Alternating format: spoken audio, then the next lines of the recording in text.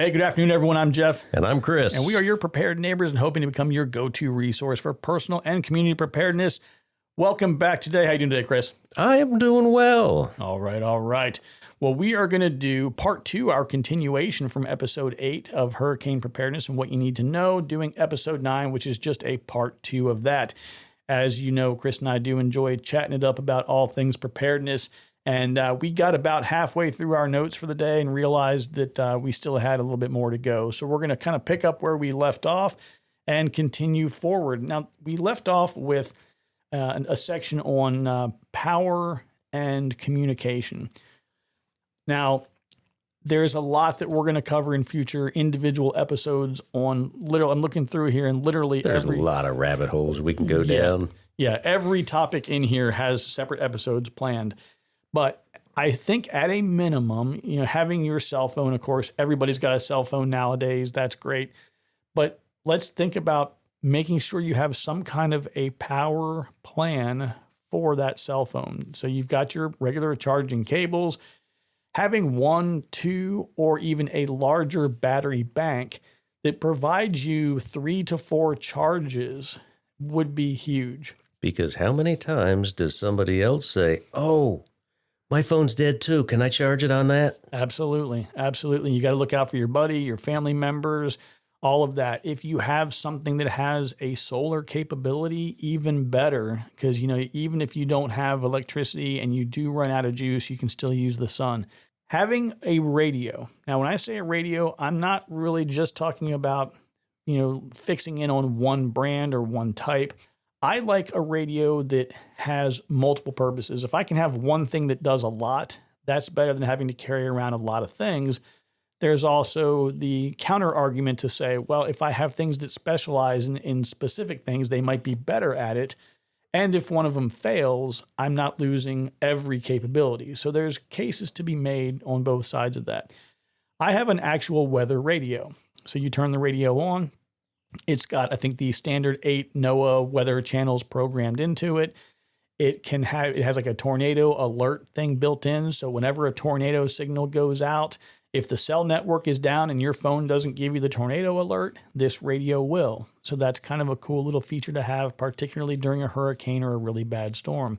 Also, I have a radio, and it was relatively inexpensive. I think it was like $50 or so. But it had a small little solar panel on the top. It had a hand crank on the side. And it also had a removable battery on the inside. It was one of the 18650 batteries. So you could have multiple spare 18650s on hand. And you had the little solar panel. And you have multiple ways. Was it red? It was green, I think. I've got a red one. Yeah, but those are pretty cool. Those little hand crank ones. And over time, as Chris and I continue on and we have more time to put into the website and to the YouTube channel and things, we'll do videos and reviews on these things. If there's something that you'd like to see or hear or want more information on, drop us an email. It's just info@preparedneighborspodcast.com. And we can definitely add that to our to-do list on things. But those little hand crank radios like that, I'm going to find a specific one and I will add it to some future notes so that you guys can know what we're talking about and maybe put that on your shopping list. I think Amazon's got a shopping day coming up October 7th and 8th of this year. So one of those little Amazon Prime days. All right. So now moving over to, we're still on the subject, of power and communications, but making sure that you have some of these adapters that are appropriate for your vehicle and maybe somebody else's vehicle. So most people have like a 12-volt adapter, the regular cigarette outlet plug. But not all vehicles have them available. Like maybe somebody has something else plugged into it and they don't want you to unplug. I actually have in my old truck, my 21-year-old truck, I have in the cigarette adapter is an inverter. I just bought one of those the other day. Yeah, so you got a 12-volt outlet. I have 1 or 2 110 plugs, and then it also has 2 USB, type A, because it's an older inverter, but USB type A. I would recommend that you always have with you USB type A, USB type C, and a charging block or 2 that can handle both of them. So the next one on the list here is on the communication side of things. Now, we are going to have episodes around ham radio, GMRS, FRS. We'll talk about Meshtastic and all of these. having some way to communicate with just your neighbors next door or people within the community and nearby can be really important in an emergency. Doing this ahead of time is going to be important because you can get all the cool radios you want to get, but if there's not somebody else near you to talk to and you don't have an agreed upon frequency or channel and you don't know how to use them or they don't know how to use them, all of that is not going to bring a lot of value to you. So putting together some kind of a communication plan is going to be important for the whole neighborhood and for people around you. A lot of times, people are going to say, well, I've got text messaging. I have my neighbor's phone numbers. I can just text them. Yes, that's absolutely true. As long as the cellular network is available, you can text them. Do people still use Morse code? You're talking about your neighbors and all. Just a simple flashlight with the push button on the end of it, bare minimum, an SOS. It's 3 shorts, 3 longs, 3 shorts, repeated.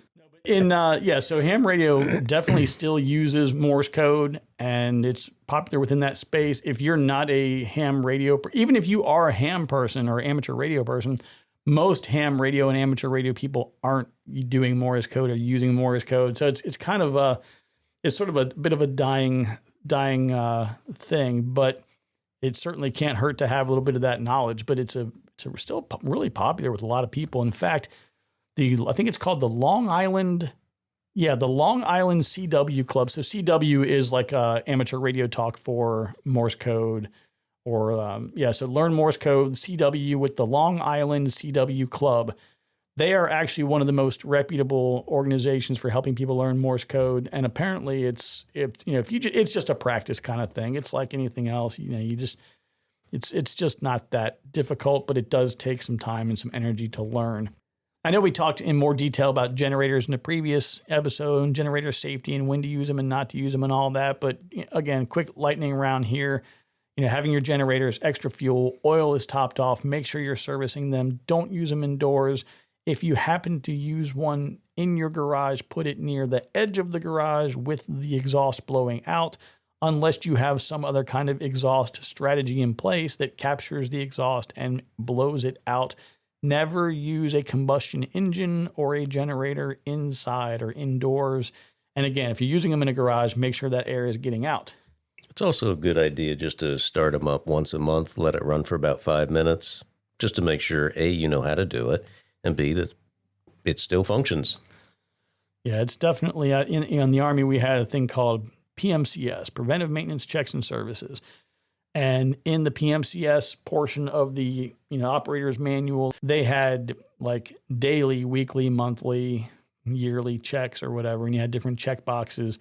But back then it was a pain in the butt. Like every Monday, if I remember correctly, like Mondays were motor pool days.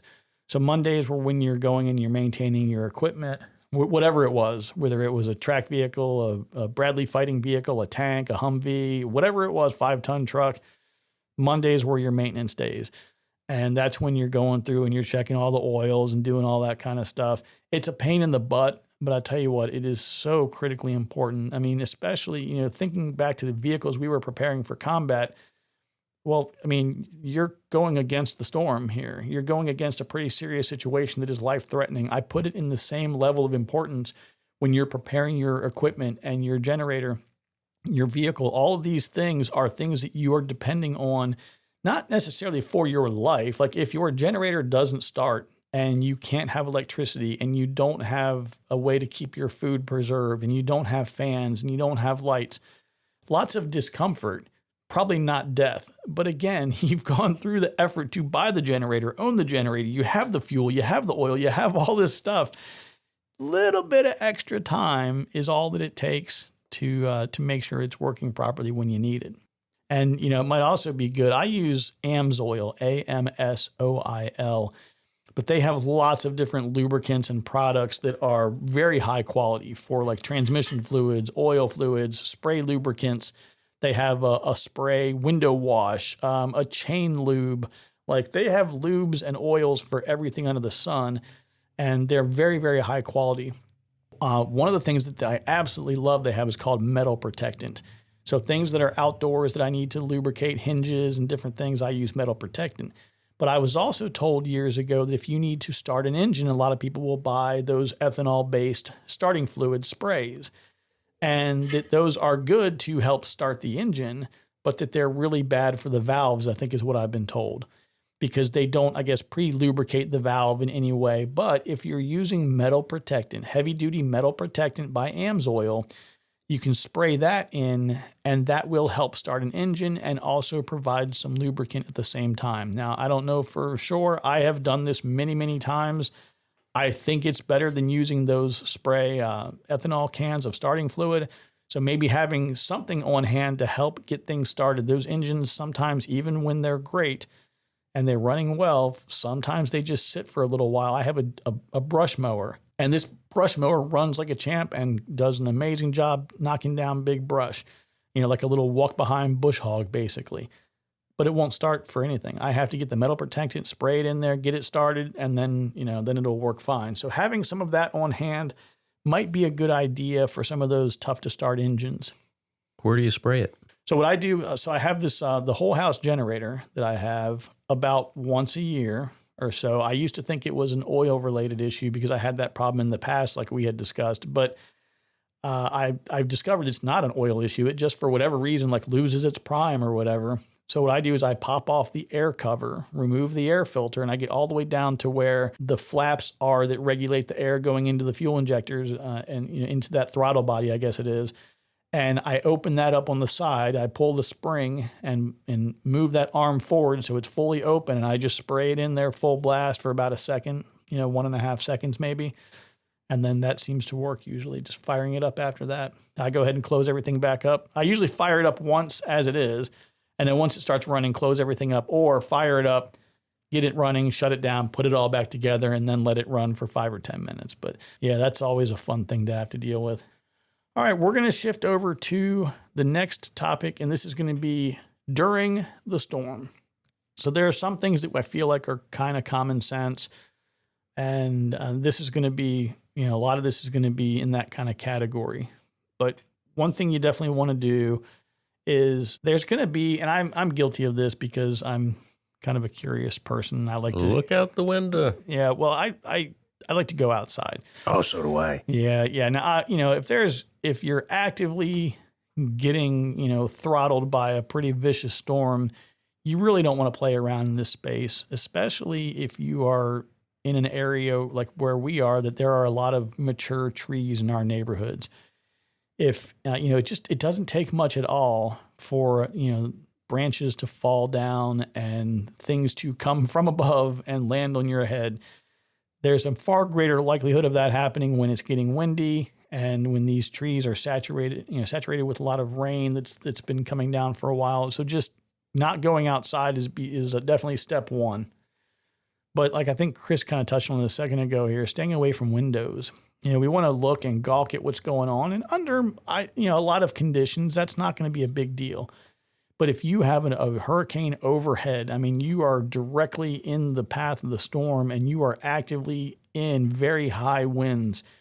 You don't want to be anywhere near breaking glass or something that could fly from outside into the window and end up hitting you or injuring you. Because it could be like the patio furniture we talked about. Yeah, if somebody didn't tie theirs down. You did, but your neighbor didn't. Right? There's anything that can happen. So, again, take a peek out, look around. That's cool.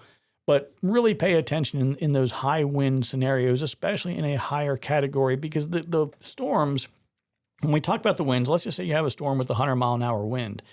That's basically going to be like your maximum sustained wind. Sustained. That means that wind is there. If it's a sustained wind of 100 miles an hour, I'm pretty sure you're getting gusts to maybe 110, maybe 115. The wind will often gust higher. Now, these numbers are going to be higher, closer to the core of the storm. But what you need to remember is, let's say the storm makes landfall 50 miles to the west of you. That's going to put you in the northeast quadrant. So you're going to have that higher likelihood of tornadoes. But it's also going to have some pretty severe winds, even at 50 miles away. But you're not going to be getting, so if it's 100 mile an hour sustained in the storm, you may be getting 80 mile an hour sustained winds with gusts to 95 or 100. So being mindful of the fact that, of just understanding the dynamics of the storm, that I remember Katrina as an example. I keep going back to that because I remember the image. It was like the entire Gulf of Mexico or Gulf of America, whatever they're calling it nowadays. The entire Gulf was the hurricane. These storms can get massive and they can dump a ton of rain, which again contributes to, especially if you're in an area with a lot of rivers. And this is what we saw like with Helene up there in the mountains last year, where you had a big, massive storm that dumped a ton of rain. And then the rainfall, it wasn't a rainfall storm surge issue. You didn't have the storm surge pushing from the ocean, but you absolutely do have wind pushing bodies of water and moving water around, which can certainly have an impact. Now, during the storm, we talked about what you're doing around windows and where you should be and shouldn't be. But one thing to remember, or at least be mindful of, is, sometimes with this risk of tornadoes, you need to treat it just as you would your preparedness around the house would be treated in the same way that it would be for tornado preparedness. And finding a room or a designated area that is interior and low at the house is going to be really important. I can tell you, like for my house, I have a specific bathroom that is very centralized in the house.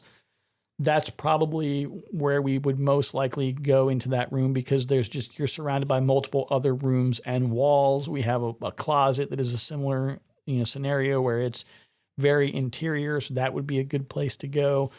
There is also almost like a basement that I have. If you can get down even lower, that's even better. So getting down to the basement, lower levels, and putting things, surrounding yourselves with walls and things that make it more difficult for tragedy to strike. Now, if you are in a possible situation where you could have a, catastrophic, situation, you also want to be mindful of being down really, really low and the possibility of flood. So obviously be mindful of the idea if you live in a flood prone area and then you've sought refuge in this very low place that now has a real risk of flooding. So that's another thing to be thinking about. There's a lot of dynamics at play with the hurricane between the winds, the storms, the tornadoes, the flooding. Definitely a lot to think about. We had I can't remember which one it was, but it was a Category 1 hurricane. And I can remember distinctly the kids were young. I mean, maybe 3 and 5. And I distinctly remember my wife and I get the kids and we put them in the bathtub, not with water, but just in the bathtub in the bathroom because I think there was a tornado alert at that time. And man, that was no joke. And again, it was only a Category 1. Yeah, it's definitely something that has to be taken seriously. Now, I like to use a candle. I think candlelight is a neat thing, and it has kind of a nice glow to it, and it reminds you. Well, it doesn't remind you, but it kind of gives you like an image of older times, and reading a book by candlelight or long walks on the beach. Long walks on the beach, but candlelit dinner or something like that, and that's okay. If you're a candle person, you want to use them, but be very, very careful with them. There is absolutely anytime you have fire risk. So make sure that if you are using candles, they're in a container of some sort that can capture the wax. If you are in a position where, like I have cats, and cats kind of bump into things and jump around things sometimes, you don't want to be in a situation where you're burning your house down for a little bit of light. So be very cautious, supervise the candles, don't light candles and then go wander around.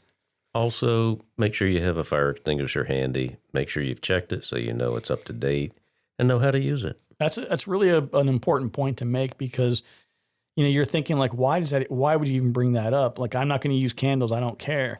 But let's say that a tree fell on your house and it caused some kind of a electrical short. And then now you have a fire as a result of that. If you don't have access to a fire extinguisher, you're basically homeless now. Your house is going to catch on fire and you're sitting in the yard in the storm, trying to figure out what your next steps are going to be. So as the storm is going on, of course, I want you to keep your phone charged, keep it close to you. If you have the ability to have it on your person, whether it's in your pocket or at least arm's reach away, don't get too far away from your phone. That is your lifeline. Keep it charged. Like with the fuel, I recommend, keeping your fuel tank above half a tank. With your phone, honestly, I wouldn't let it get below 75%. And if you are in a situation where there's a big disruption, remember that The people that you care most about, if they're not with you, just tell them up front, like, hey, I'm going to put my phone in airplane mode during the storm to conserve battery, because lots of times if the phones are looking for a cellular network, they're searching and searching and searching, and they're destroying. Huge battery hog. Yeah, they will just destroy your battery life. So consider putting them into airplane mode during times when they're not being used. Maybe you tell your family members, like, hey, expect to hear from me on the hour, every 4 hours, every 6 hours, whatever works for you and your family. But maintain as much of that charge as you can, and take some steps and measures to keep that battery preserved and that life preserved as long as you can. And lastly, on our during the storm list here, make sure you're monitoring for updates. A lot of times, and I have lived this one myself, where I've had a storm, and I bet you lived through this one too, Chris. This is back in the late 90s. Storm came up from North Carolina. I think right before it got here, I think it was a category 1 and maybe downgraded right before it got here. And then it came up and it had hit us, and then it moved off the coast, and we're thinking like, okay, cool, this is done. And then it wrapped back around to North Carolina again and came back for a second round. Hurricanes for years, and you've always said, hurricane can do whatever a hurricane wants to do. And obviously there are limitations with high pressure systems, low pressure systems, cold fronts, storm fronts, upper level low, higher, whatever, all these different things, the jet stream, all these things impact how the storm moves. But the storms, hurricanes in particular, can do some very unusual things. So stay up to date, continue to monitor things. And like I said, whether it's via a specific weather radio or whether it's an app or however you have to do it, I'm going to take a quick sidebar. Try to figure some of these things out ahead of time. So figuring out whether it's an app or a radio, what is your primary plan? And then what is your backup plan? Because if you can have just a really basic handheld radio, and that radio is capable of receiving NOAA weather updates, for example, perfect. Keep that, hold on to that, and turn it on every hour, every 2 hours. Again, find an interval that works for you, but stay updated on the storm and any updates they have. A storm, particularly one that is still off the coast, has the ability to continue intensifying. And, I've seen these happen before where it's like, oh yeah, it's a category 1. It's expected to make landfall as a category 3. And then all of a sudden it's like, oh yeah, it's a cat 5 now, and that can happen, and it's very real, and you got to be paying attention. So before we move on to the next section here, I think this would be a great opportunity for the preparedness tip of the day. Chris, what do you got for us today? Jeff, you just gave me a segue, and that is when you're talking about the handheld radios and stuff like that, make sure you know where the charging cord is. It's one thing, oh yeah, my radio's right over there, or my walkie-talkie's right over there. Yeah, where's the charging cable? And specifically, you're not talking about like, here's my cell phone charging thing with my lightning port. You mean for the device. Correct. For the device. What I started doing years ago for almost all of my little things like that, I take the actual charger for it, and I make a loop. I push the loop around the handle, and then I pull the cable through so that it is physically hooked onto the handle or wrapped around the thing in some way, so that I keep track of all those little power cords. That's actually a really good idea. I was going to say, those little label makers, I buy a new gizmo or whatever, make a label, and I would do a couple of them, stick them on that cord. See, and that's great definitely for like identifying them, because I had to do that with all my ham radio equipment, because I have I'm not even going to tell you how many radios that I have, but I have the cradles, different cradles for different ones. Some of them have 2 prongs in the back, some have 3, some have 4. So I have labeled all of those, which is great. But the physical power cords themselves, even if I have them labeled, I'm like, well, that's great. Where is it? Correct. Not anymore, man. They are physically hooked onto the things. And it looks goofy. You'll see me walk around with my little battery bank, and it's just a little power bank. It's got 2 110 outlets. I think it's got 2 USB-C, 2 USB Type A, and a 12-volt cigarette lighter. And I walk around with that one with the whole power thing dangling off the back of it. I don't care. It's what I got to do. My other tip of the day is Waffle House. Find out if your local Waffle House is going to close, because when the Waffle House shuts down in a storm, you better evacuate. They never shut down, only in the severest of weather. And so it's almost like this cult type of thing where, people are wondering, hey, should we get out of town? I don't know. Is Waffle House still open? So is that a real thing? Or Yeah. No. That's a real thing. Funny. That is hilarious. I've never heard of that. Yeah. And they're one of the first restaurants to always open back up after a storm. That's so funny. That's great. I love it. Yeah. So after the storm, there are a lot of things you want to be very mindful of. And let's talk first vehicular. If you decide to go out and about and you're driving around, I want you to remember that there is a high possibility and probability, particularly if you are dealing with a stronger storm, you may have debris and things in the road that your car tires might not like. So be very mindful of any debris and things that are on the road that you decide you want to drive over. In addition to that, if you see any downed power lines, you have to assume that just because you don't have power does not mean that there isn't live power coming to those power lines. Do not drive through them, over them, around them. Avoid them. If you can't get through them, turn around and go back. Don't take any unnecessary risks. If there is high water, do not go through the high water. What I recommend is, first off, if there's high water, don't walk in it. Avoid it at all costs, because quite often when there's floodwaters, you've got anything and everything is in there. There's nasty stuff. Rats, snakes, bacteria.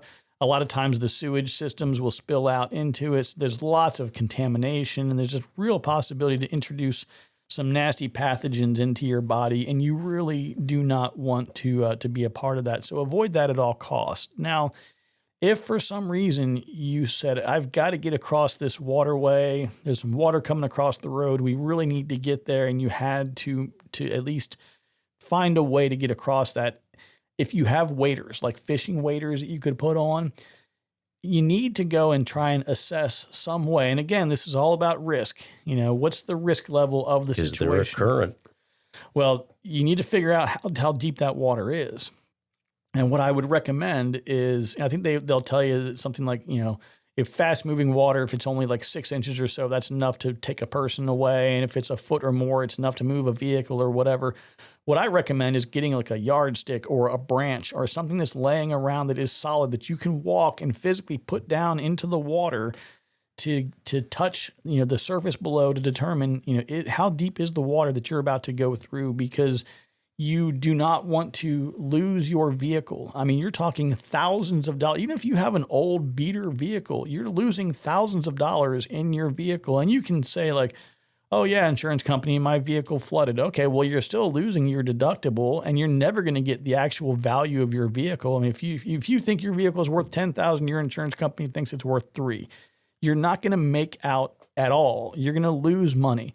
So try to do a safe assessment of those waters before you move in. If that water is actively moving quickly across that road, don't even try. Yeah, you don't want to slip and fall. You don't want anything bad to happen. But if you can get out and you can assess things and you can see maybe there's someone else who's already walking across and walking through there, you've already seen vehicles similar to or smaller than yours driving through, that's definitely a better indicator. But just really, really pay attention. That's an area where a lot of people lose their lives. Okay, so now, you've got a power outage and you're waiting for things to come on. Maybe you have a generator, maybe you don't, and you decide you want to get outside. You're going to fire up the gas grill and do some cooking. Just remember to take some basic steps here. Some of these things have blown around, moved around a little bit.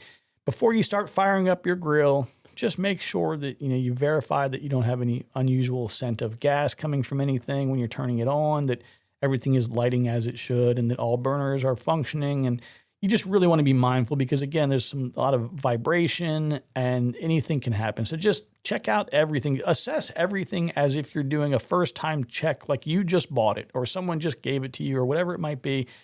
Check everything out and make sure that it's fully functional and safe before you start using these things. Things can get knocked. They can loosen. All sorts of things can happen.